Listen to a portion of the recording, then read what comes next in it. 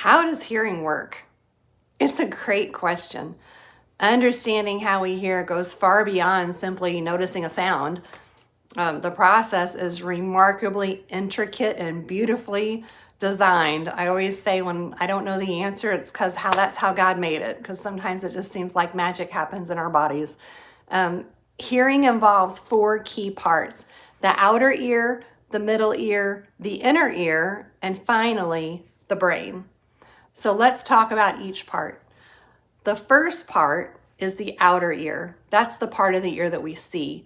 It's actually called the pinna, and it has a very unique shape.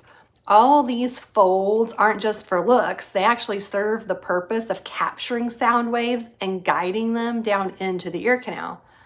Those sound waves travel through the ear canal until they reach the eardrum, which sets off the next stage of hearing and motion. That's the beginning of the middle ear, which is our second section. The middle ear is an area where you may hear about kids getting middle ear infections.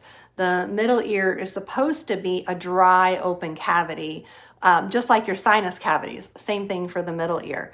When sound waves strike the eardrum, it causes that eardrum to vibrate, and those vibrations are transferred to the three smallest bones in the human body. So if you ever get the trivia question of what are the three smallest bones, you know the answer.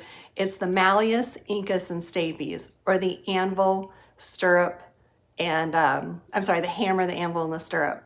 Those three tiny bones work together to amplify the vibrations and then deliver them deeper into the auditory system to the third step, which is the inner ear. Now, the inner ear is where you find the cochlea. It's spiral shaped, just like a seashell. It's also filled with fluid and lined with thousands of microscopic hair cells. So not like the hairs on your head, not like that at all. These are specialized hair cells that will then convert those mechanical vibrations into an electrical signal. That transformation is what allows sound to be information that the brain can then interpret. That information from that cochlea travels from the inner ear, just like a train on a track, up to the brain for processing. And the brain is the last stop. It's the most important stop. Up until now, you have heard the sound. Now, the brain has to understand what was heard.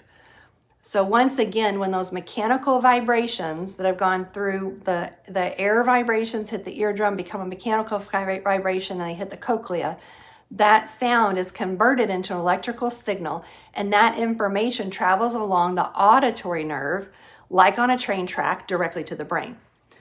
The brain then processes and interprets these signals, which allows us to recognize speech, music, where sounds are coming from, if we're in danger, and so much more.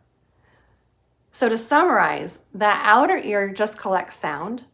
The middle ear amplifies the vibrations with those three little bones. The inner ear converts those vibrations into an electrical signal that then gets sent to the brain, and the brain translates those signals into a meaningful sound. And that's how you hear.